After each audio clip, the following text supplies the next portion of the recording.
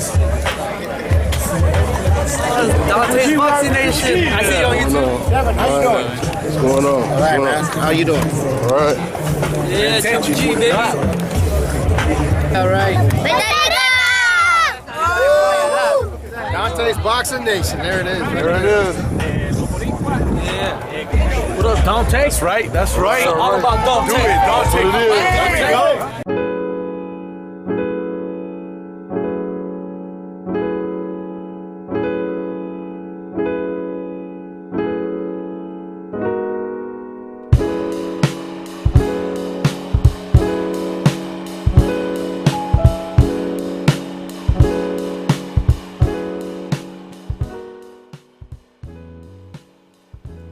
Quote, I met Jacobs. He's a full-fledged middleweight.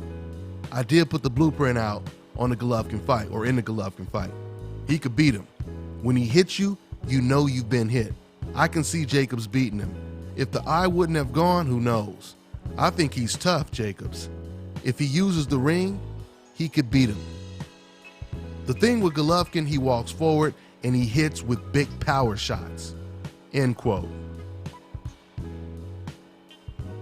Now, I actually read this article on a couple different websites.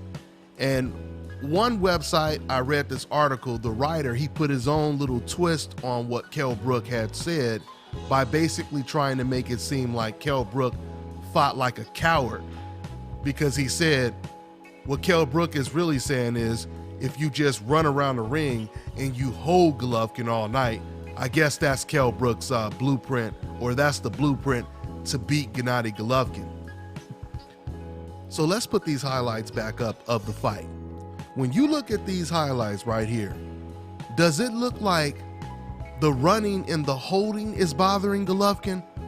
Or does it look like the punches that Kell Brook is hitting Golovkin with is bothering Gennady Golovkin the most? You be the judge.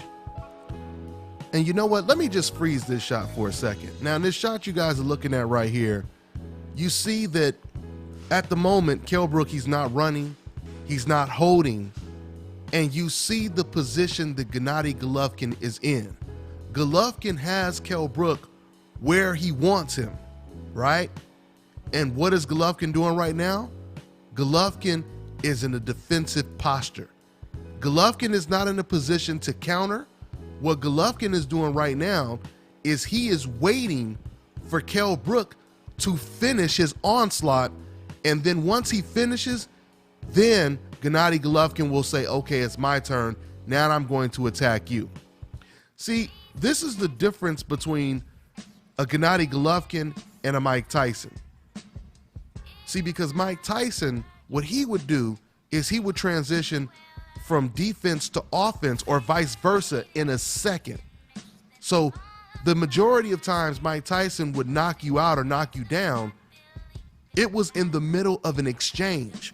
While his opponent was punching, Mike Tyson was bobbing and weaving and countering you and knocking you out.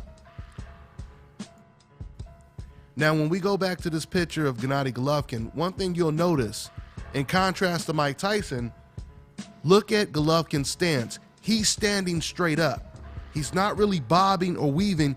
He's standing straight up, and he's waiting for Kell Brook to stop punching. Somebody else who is really good at transitioning from defense to offense, matter of fact, Paulie Malignaggi, he talks about this guy doing this transition all the time on Showtime, and that's the name that the racist fans love to hear the most, which is Floyd Mayweather. Paulie Malignaggi always talks about Floyd Mayweather's transitions from defense to offense. The fact that Floyd Mayweather can hit you right in the middle of you throwing your biggest bombs. Not only is that very clever, but it's extremely ballsy. It's almost like playing Russian roulette. Because if your timing is not right, then you're gonna be right there to get caught with that bomb and possibly knocked out. So it's a really, really ballsy play. You have to have a terrific accuracy and timing to pull it off. And this is the reason why Some fighters, they prefer to just say, you know what, I'm not going to take that risk. Let me just block all these punches, wait till this guy punches, and then I'll punch. Now, something else I wanted to say in response to the suggestion that Kell Brook's blueprint to possibly beating Golovkin is just running and holding. If you look at this picture right here of Golovkin's face, those bruises and welts and the bloody nose that he had in the fight, it didn't come from running and holding, obviously, right?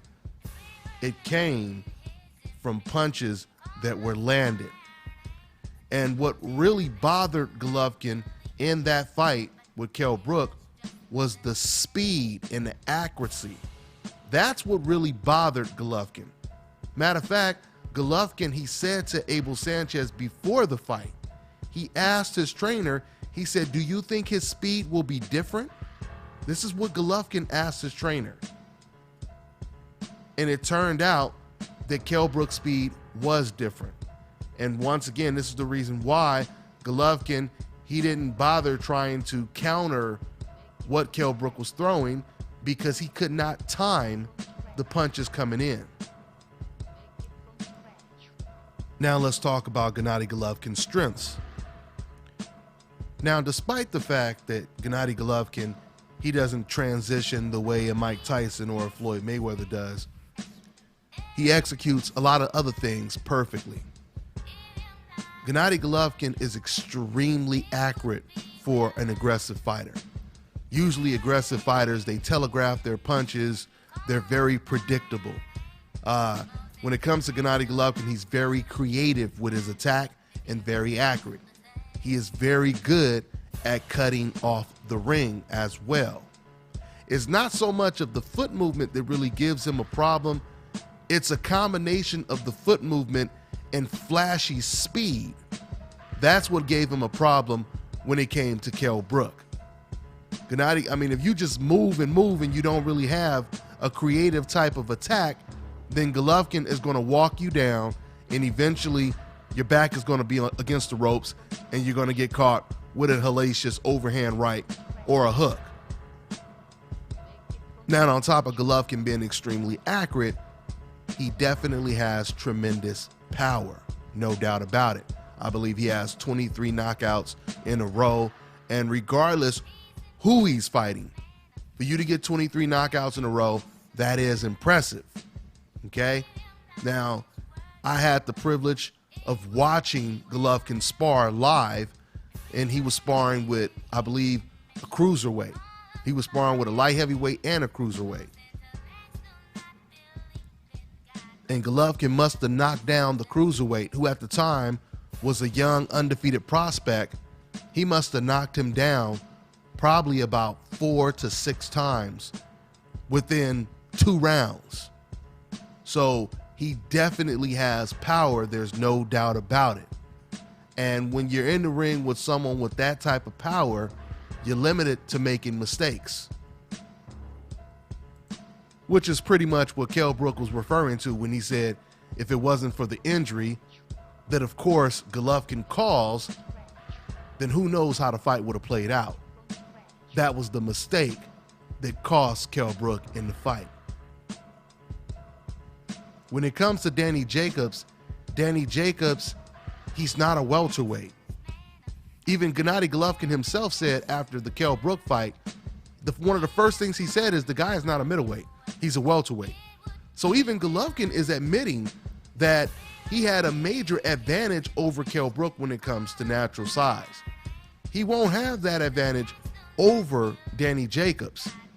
If Danny Jacobs hits like a middleweight, which I believe he does because he is a middleweight, he has the power. If he has the accuracy of a Kell Brook, that makes for a very competitive, interesting fight. It's very difficult for me to pick Danny Jacobs in a fight like this just because he has been knocked out before. And, you know, I mean, I don't put too much emphasis on the, the Sergio Mora knockdown. I mainly focus on the knockout loss to Pirog. But once again, that was a long time ago. This fight is going to be really, really interesting because it's really going to come down to Danny Jacobs getting Gennady Golovkin's respect. If Danny Jacobs can gain Golovkin's respect in the first 3 rounds, then we have a serious fight. If he can't get his respect and Golovkin lands something early and Danny Jacobs is shook, which I don't think is going to happen, but anything is possible, then the fight will play out the way the odd makers expect the fight to play out, because Danny Jacobs is a heavy underdog in this fight. We'll see what happens, but it was really interesting getting Kell Brook's take, since he did give Golovkin his toughest fight to date. And I told you guys long time ago, way before this fight even came to fruition, Brook against Golovkin, I told you guys I believe that Kell Brook will be Golovkin's toughest fight to date. And that's exactly what it turned out to be. And that was a welterweight who did that. So we'll see, guys. We'll see what'll happen. March 18th, I believe. That's all I got for now, guys. I'm on to the next one. This is Bobby, and you're watching Dante's Boxing Nation.